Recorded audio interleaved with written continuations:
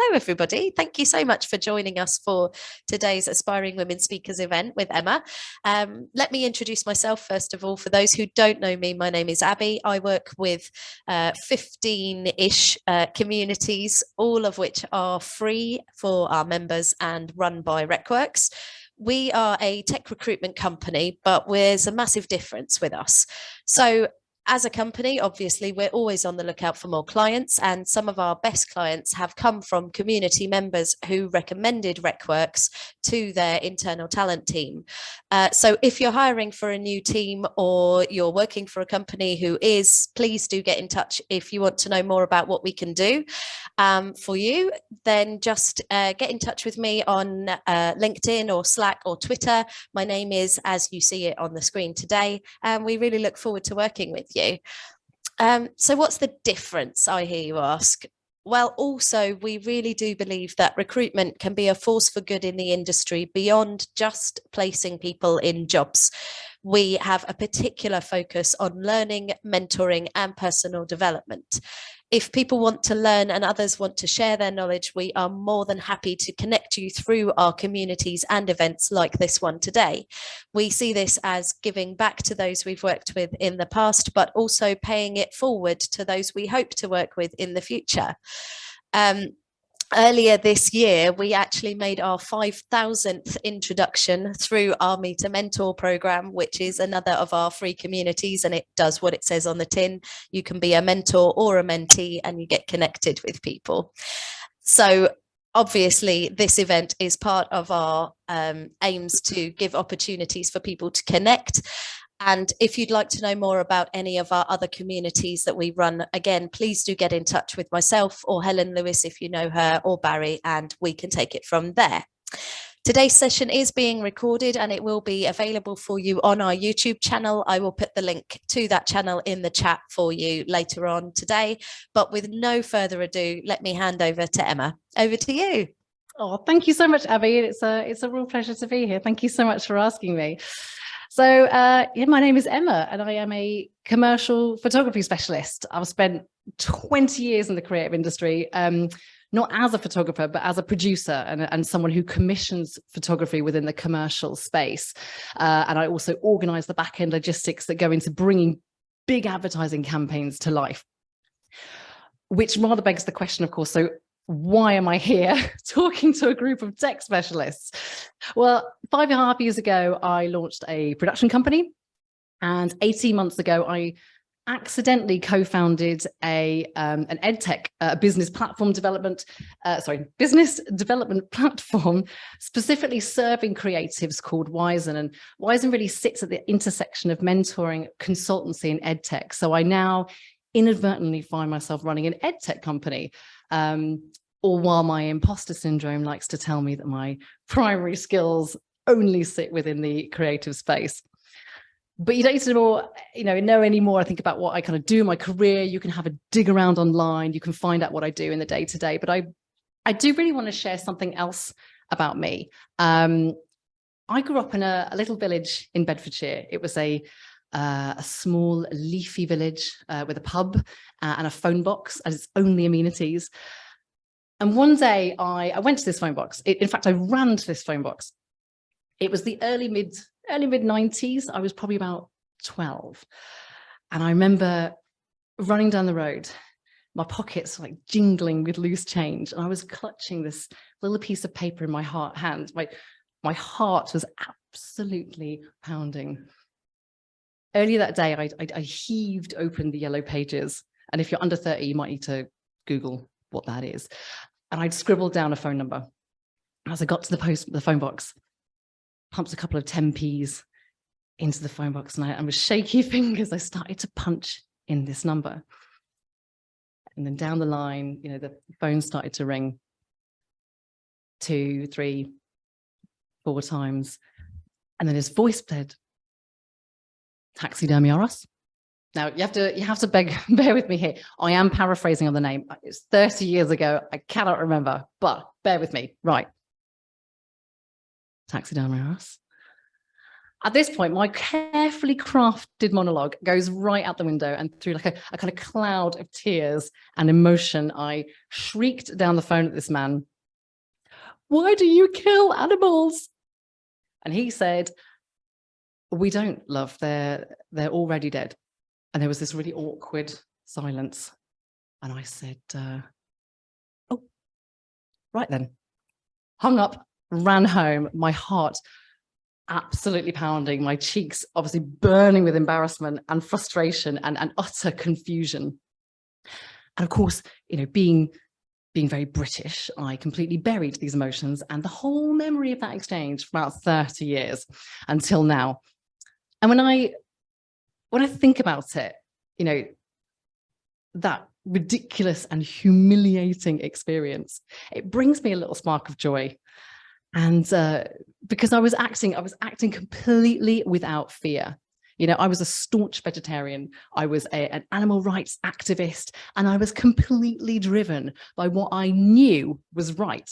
And you have to remember, this is pre-smartphones. You know, internet was slowly starting to creep into our homes, but didn't have the answers to the world's questions in our pockets. You know, I genuinely didn't have a clue about taxidermy, what it entailed. I literally thought it was bands of old white men stalking the countryside, shooting dogs and birds and badgers for their kind of barbaric Saturday night embalming parties or whatever goes on. I genuinely thought the only outcome out of that phone call and me giving them a piece of my mind was going to be them changing their ways. I was going to change the world one suburban taxidermist at a time.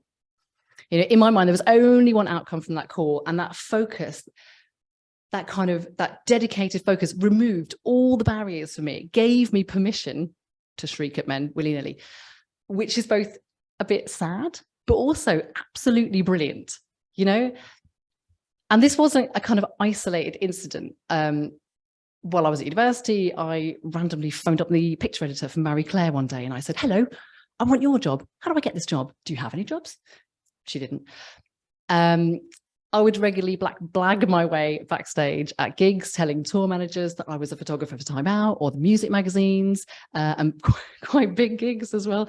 I got my first job at the Daily Paper 3 weeks after graduating by just calling him up and saying, "Hello, I want a job, please." You know, I had no shame whatsoever. I once got a press pass for a music festival and thought I could sell photos of the DJ, Eric Murillo, driving us around in a golf cart while drunk. So I got a train to London. I went to all the music magazine offices with my contact sheets, and I waited while bemused receptionists tried to work out what to do with me. And on the one hand, like, this is ludicrous behavior. It is naive and it is childish. On the other hand, it is completely without fear. Nerves, yes, but fear, no. And then I grew up. I began to behave properly. I stopped doing the crazy, dangerous, fun things, and I got married and I had babies. And it wasn't until my own children made up this game called I swan dive off the top stairs and you catch me unless you have a heart attack. And we'd all say, "Oh, kids, they're so fearless." And I started to wonder, like, when did I become so afraid? You know, when did I lose this incredible naivety, this incredible ability to just act, you know, entirely without fear? And of course, it's our fear register, you know, that develops as we mature. It's a primal instinct, right? It stops us kind of jumping into ravines, breaking our legs and getting eaten by wolves. It's a very necessary thing. But asking for a pay rise isn't going to kill you. You know, my clients are not actual tigers. Then so why am I so afraid to ask for more work or to raise my rates? You know, you don't get shot with a crossbow for submitting a slightly woolly idea for a TEDx talk. So when I started my production company 5 years ago, I have to say, I never, ever, ever wanted to be my own boss. I never wanted to run my own business. I never wanted to have the freedom. I was really happy working for the man. I loved the man. I loved the 9 to 5. or 9 to 9, as it is in advertising. I love clocking in, I love clocking out, taking my meager holiday and just living life. This was fantastic bubble for me. But after a disappointing return to work experience, after my second baby, the company, I agreed that I would quietly be made redundant. You know, I would basically get paid to go away. So I left with a little pot of money and a chip on my shoulder. And my husband kept saying to me, what do you love? You know, what do you love? You love making work. You love organizing photo shoots. You love production. Go and do that. Go and do that. And I kept resisting. I didn't want to hear it. And he kept saying, why wouldn't you? Why wouldn't you do this? And there was absolutely no logical reason. There was no barrier for me not to give it a go. I had the experience, I had the contacts, I had a little bit of money, and I had the fear. I had the overwhelming fear. I was so scared. The fear was so real. All I could see were the blockers. All I could see were the things in my path that were going to prevent me from getting there. But where on earth was there? Because I didn't even have a plan. I didn't even have a vision or an idea of what success would look like to me. It was completely overwhelming. I just pushed through, kind of grabbing at straws, you know, getting a few gigs here, having thousands of coffees. And the more I did, the more it became apparent that if I was going to get anywhere, I was going to have to ask. I was going to have to pitch myself out for business, for meetings, for opportunities, and not just behind this banner of a company as me. And I've been part of huge pitches in ad agencies before, global contracts worth millions and millions of pounds, but suddenly this was literally me. And to stop myself wading through the mud, hoping to kind of find a diamond, I needed to get really clear on what I wanted and fast. I needed to channel my kind of inner 1993 rainbow warrior and go all the way back to basics. What did I stand for? Not just in business, you know, me, what were my values? Because, you know, the values of a decision maker are quite literally the values that underpin the business, right? A couple of years ago, I interviewed the artist and printmaker, Dave Buonaguidi. You might know him as Instagram as Real Hackney Dave. When I asked him what he'd like to call our chat, what he wanted to entitle, you know, the event, he said, "Stop fucking around and be true to yourself." And I thought, God, if ever there's a mantra to take, maybe this was it, right? Be true to yourself, going back to your values and being true to yourself. So it was around that time, those early days when I was doing my digging, that I got invited to do a panel discussion. And while it was suitably scary, I also perversely quite enjoyed it. And I know I'm in kind of safe space to say that today, because this is obviously Aspiring Women Speakers series. So I did the event. I loved it. I posted the event on Instagram and I sat back and I waited for all the other speaking gigs to just roll on in. And as the tumbleweed came, you know, it slowly dawned on me that actually I was going to have to ask for opportunities. So I went about it in exactly the same way I did at the beginning of my business, haphazardly and spontaneously, before finally admitting that actually everything needs a strategy, everything needs a plan, and even this. So I thought about, you know, why did I want to get on the speaker scene? What does it mean to me to share? What was I willing to share? And who and how was I hoping that this might help? In 2019, I set myself one goal for the whole year: 10 speaking gigs in any guise or format. And I made a top 3 wish list of Courier Live, General Assembly, and TEDx to be tackled in the years later, obviously. And of course, I started off really safe, super safe, obscure, new, small podcasts that no one was going to ever listen to. In fact, I did one, and I don't think the woman even released it. I think she gave up on the whole project before it even started, or I was just really dreadful. But it allowed me to practice, you know, it allowed me to build my confidence. I did a panel talk that year. I did a webinar that nobody came to, but I still got paid for. And I stayed in touch with the organizers of that first panel, and I offered myself for other events. And then I got invited to speak at the Festival of Female Entrepreneurs. I was really, really chuffed. It really felt like I was on a roll. And then by chance, I found myself in an email exchange with the editor of Courier magazine. And he kind of, in an off the cuff kind of remark, he said, "Oh, are you coming to our Courier Live event next month?" And of course, I've been meaning to pitch to them. I knew the brand, I love the magazine. I knew my topic would sit well with their audience, and they were on my wish list. I knew 4 other people speaking on their roster. So it didn't feel like it was completely out of my league. So I emailed back, "Well, I was going to pitch about XYZ, but I'm assuming your program is full now." And this was great. This was safe, right? It was safe. It was 2 weeks out. The event was being heavily promoted. The slots would be full. He could turn me down without having to hurt my feelings and without that massive sting of rejection. And he said, "This sounds great. Let me speak to my events team." And 2 weeks later, I'm being paid to speak at one of my top 3 hit lists. I asked and I got, and I felt amazing. I didn't do 10 gigs that year, but I was really, really proud of the ones I did. And, it was quality over quantity. But I also knew I got lucky with Courier. I hadn't followed my strategy per se. I jumped at an opportunity which was completely different. This asking business is fine, but it only really works with clarity, with strategy, with conscious thought and intent. So when I went after General Assembly, it was completely different.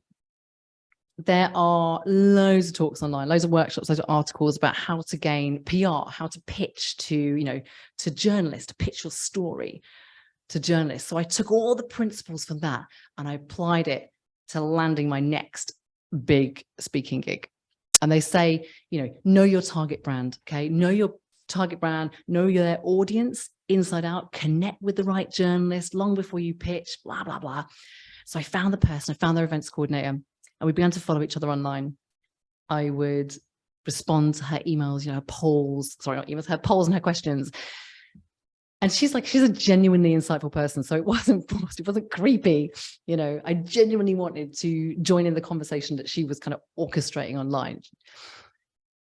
And then one day during lockdown, she put a post out on the Dots, which said, General Assembly were curating a 24-hour online global festival of inspiring speakers to support their core audience during the pandemic. What did the community think? Well, what did I think? In 15 minutes, I had the perfectly concise email. I had an option of 2 topics, a short summary, a line of how they applied to their audience, a short bio, and soon afterwards, an email saying, "Oh my God, this was the best email to receive ever." I had followed my strategy. I'd executed on my plan and it had worked. I had one target in mind and I knew what they were offering and I was genuinely aligned with what they wanted and what they needed. But here's the thing, right? I wasn't asking anymore, which was really confusing. Oh, hang on a minute. Just spent all this time and energy and focus working out how to ask for opportunity when actually what I was doing was offering. And then I had that real penny drop moment. And it all comes back in that cyclical way to clarity. When you're clear on what you want, when you're clear on the message that you need to share and the person who needs to hear it, it's not even about asking, it's about offering, it's about sharing. And when you look at it like that, it's not scary. It is not scary at all. I've focused on talks, obviously, because this is a speaker network, but I think this reframing is applicable in a whole myriad of different ways.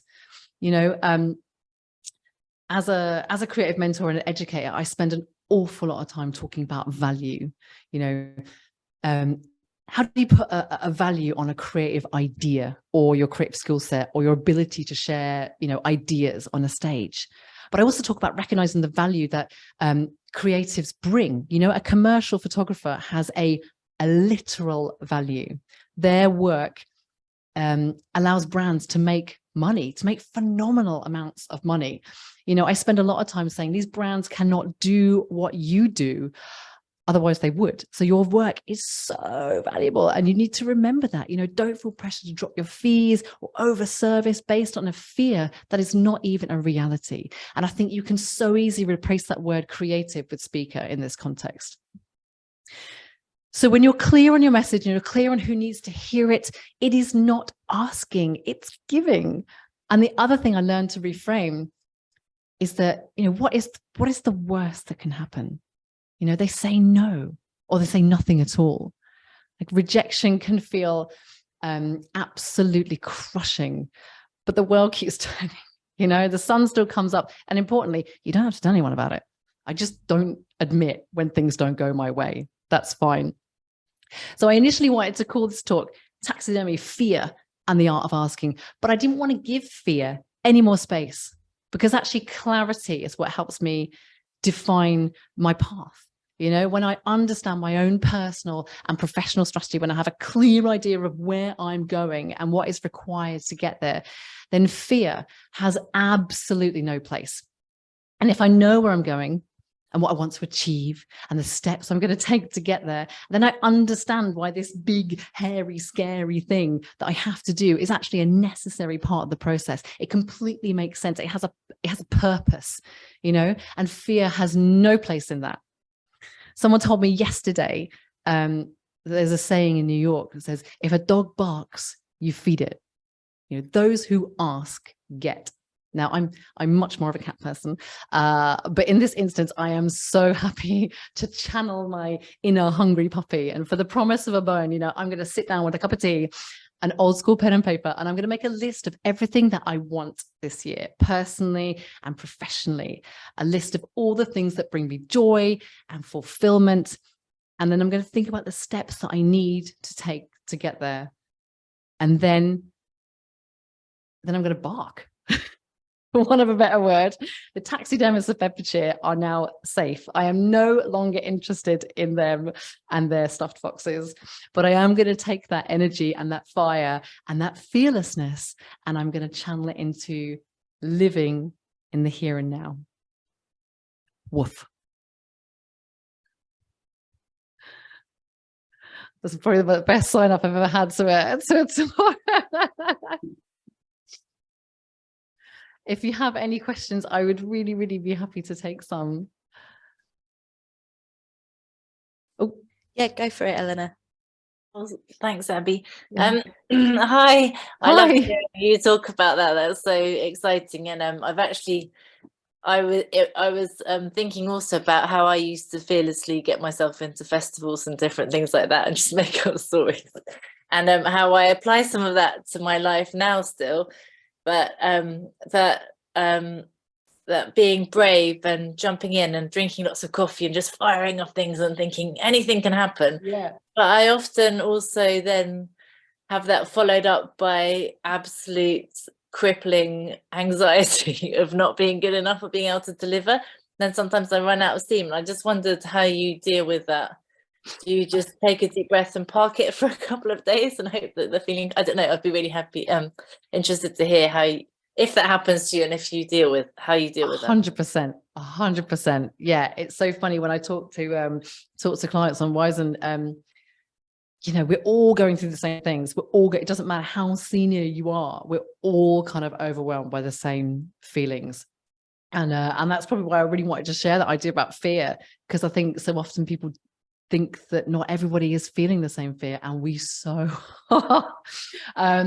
absolutely. So yeah, I do the kind of scattergun thing of, I have copies that hopefully this will happen, but actually what I have learned is actually it's about strategy for actual true growth and progression. For me, it really is about focusing on lasering in on the one thing, the one thing I want to achieve, and then chipping away at that. But that path is never clear. It's not a case of like, buying a stamp, put it on the letter, put it in the post box, right, next. Those depending on what we're after, depending on the kind of growth we're after, it can take months, it can take years, to get to that place. But I think I always try to remember that it's a marathon, not a sprint. So often growth, and certainly business growth, for me, or actually personal and professional growth, what am I saying? All of it is a marathon. It's not a sprint, and it's just chipping away. And I think one of the things I take from planning and forming a kind of strategy and a plan in my mind is actually control, and reminding myself that by doing this, I'm in control. I'm not in control of other people. I cannot control how people respond to my emails, you know, or calls or whatever I might ask for TED, you know, so I can't respond to how, but at least I've tried, and I know that I've tried, and actually there's no change without, you know, changing something yourself. So it's very hard, especially I think for creatives, and people in the tech industry. You know, isolation is a massive factor, I think, that affects so much of us when we are, you know, freelance or sole traders, or, you know, limited companies, small companies, micro businesses. There's this real sense of isolation. This was something I found before the pandemic, let alone after the pandemic, and a lot of us are working remotely. So yeah, isolation is it, but reminding ourselves that actually control, by changing something, we're doing something, and we're taking a step forward every time. Does that help? Okay, cool.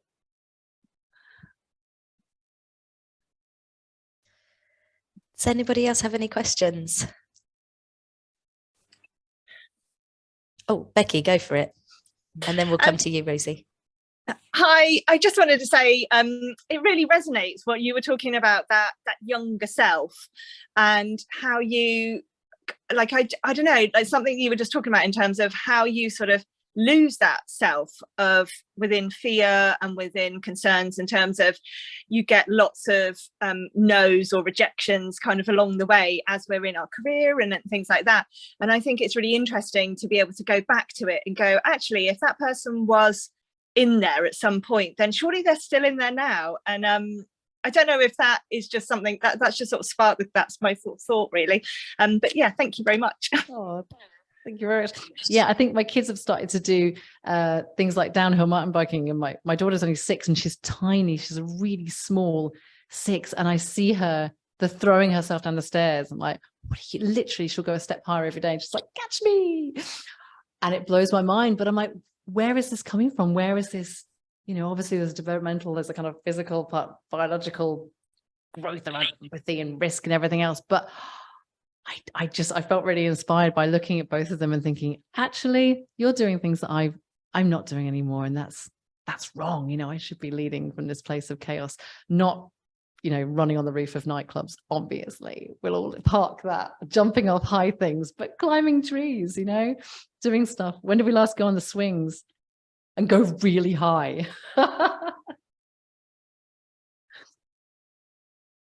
Rosie, did you have a question? Hi. Yeah, it's really interesting, the reflection on this fire. You know, I kind of, you know, before I started in the kind of commercial photography world, I did a little bit of TV work and stuff, and there was no shame of like who you talk to. Yeah, they're really famous, but why can't I talk to them? And then coming into the photography industry, where it was so different and so male orientated and quite heavy, and well, girls, you don't assist, you know, and I was being forced to more into production side of things, like, no, I want a male assistant. And you know, so I had to really change. I even changed the way I dressed, to everything to try and fit in, like something subconsciously. Yeah. And you know, it worked, and it's, you know, I've done it, I'm doing it, it's great. And then having kids, my youngest is still so young. Now trying, well, he's only 2, so now I'm trying to build myself back up, but obviously everything's changed with COVID. I moved out of London to have my family, but I, you know, the focus now is to bring it back, step it up a notch, step my game up. And you talked about, you know, there are the rejections, and we're going to have to deal with that, because that's life. Would you ever say reapproach that same client that rejected you a year ago, 18 months ago, say, hey, I've got some new work, I've got some new projects, this is my new personal work? You know, how persistent would you be without go, no, I've said no? Or, you know, if there's someone else in the role, because you just never know how, you never know what's going on. I think, you know, the biggest insight, bad day. Having been inside an ad agency, you know, you know, you're so busy, you're managing multiple. I mean, I get it now. I get so many emails, and I feel so guilty about not going back to everybody and not even acknowledging receipt. You know, something I always used to say, I'd never do that. I'd be always kind of, and now I just get so overwhelmed with email. I literally can't do it. I feel really bad. But yeah, I miss things. And people who follow up, they get a response because they're persistent. There was a funny thing I put on Instagram a couple of years ago. A guy had hit me up on LinkedIn once, and I'd read it and thought, oh yeah, but he'd asked for a call, and I was on a shoot or something. I was like, oh, I can't do this now, but that's really interesting. Then I'd forgotten about it. Then a week later, he was like, I'm just following up on this thing. I'd really love to get your input. And I was like, oh yeah, I really want to talk to this guy. He's really interesting, but something else was happening. I don't know. Kids were destroying the house, whatever. And I forgot about it. He followed up a third time, and I was like, yes, we need to talk. Thank you.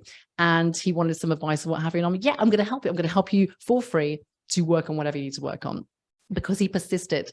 But I think it's about that clarity moment. You know, when you know that your work is truly aligned, if you're just spraying and praying, then, you know, you got to expect it to just disappear into the ether. But I think when you are genuinely aligned with who you know, and that's when the General Assembly thing for me was, you know, was such a penny drop moment of this working really well. I knew who I wanted. I knew why I was valuable to them. I knew I had to offer was going to be interesting for their customer base, and I knew their clients, or their audience.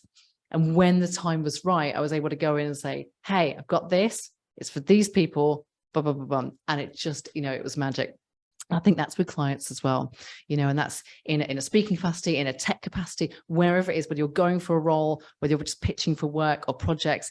If you know that the alignment is there, don't have any shame about going back, because again, you have something of value. You generally have something that is quite literally very valuable to them. You are offering them something of value. It's not like you're trying to sell them, I don't know, a bit of software they don't need, or you know, banged up car or a used microwave. Oh, do you want this? No. When the misalignment is wrong, that's what it feels like. It feels like trying to shoehorn in like a used car salesman.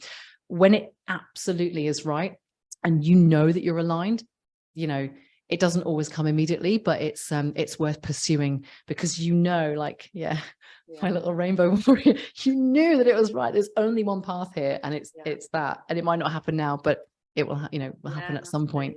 And things do change, people do change, roles and everything else. So it's definitely worth just persisting. And in terms of the creative, sharing new work is a really good way. If your work is genuinely aligned with that client, not just like, here's some other work I've done, here's some work that totally speaks to your audience or sits in the vein that you're doing. I think it's always worth going back and showing them again, because, you know, there are so many people out here. You have to be visible. You have to be seen. You have to ask.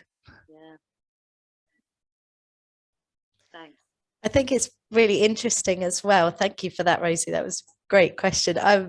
Just something you've been saying reminded me of a phrase that one of the other ladies who we know through our communities, called Carla Schernicker, says. She says, you already have the no. So actually, why not ask? Because what's the worst case scenario? Worst case scenario is they'll say no. Okay, well, you've already got that. So if they say anything other than no, you've made progress towards what you're hoping to achieve. And I love that, and I've really taken that on myself, because in my role I obviously host events, but I also do quite a lot of trying to find people to come and speak to our communities. And so a lot of those people are very busy and or you know, engaged otherwise, but I just put a little message out and say, hey, we'd really love for you to come and speak to this community, would that be of interest to you? The worst they're going to say is no, I'm not interested. But most people actually, because of the way our communities work, like yourself, Emma, as well, they're like, yeah, sure, why not? I'll come speak to you guys. And it's wonderful, and I love that. But yeah, it's becoming more and more ingrained in me. Actually, I've already got no, but they might say something else. They might say not right now, but I can do then. Or they might say, oh yeah, great, next week. At which point I go, let me get you in touch with the lady who organises the events. I just host. but That's you know, perfect. it's wonderful, isn't it? You already have the no. That's your phrase. But yeah, I love that, and it's just really resonated with me as you've been speaking. That's the phrase that keeps coming up in my head, that correlates with what you've said about, you know, just ask that question, and the worst they're going to do is say what you've already got, which is nothing. So, you know, and it's how you, like you say, how you chip away at that and genuinely follow the people you genuinely are interested in following in order to get to where you want to be and things like that. It's not doing it for the sake of nothingness, isn't it? That's the thing. It's like you say, making sure that you're genuinely aligned with people, and that's why you're following them, responding to what they do, and then they will start to notice that you're there responding to what they're doing, and it kind of connects you more in that sense, doesn't it? So fantastic. Any other questions? I'm going to take that as a no. So all that's left for me to do then is say thank you so much, Emma, for coming and speaking. It's been really great to hear some of what you know, and for you to share that with us. We're really pleased. And for anyone who's watching online, I hope you enjoyed it as well, and you'll be able to catch up with us.